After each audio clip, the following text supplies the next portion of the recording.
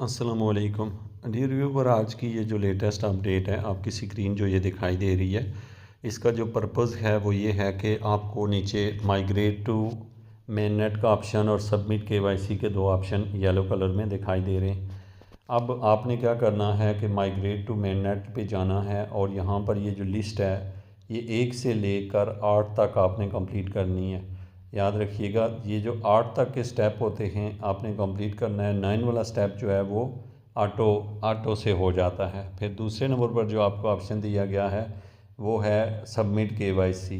तो submit KYC के ऊपर आप क्लिक करेंगे तो यहाँ से आप सीधे पाई ब्राउज़र पे चले जाएंगे और फिर उसके बाद पहले दूसरी लिस्ट कंप्लीट कीजिएगा। फिर उसके बाद आपने केवाईसी सबमिट करनी है, अगर आपकी पहले से नहीं हुई है। तो ये आज की अपडेट है, इसको आप कि अगर ये लिस्ट कंप्लीट नहीं है या केवाईसी सबमिट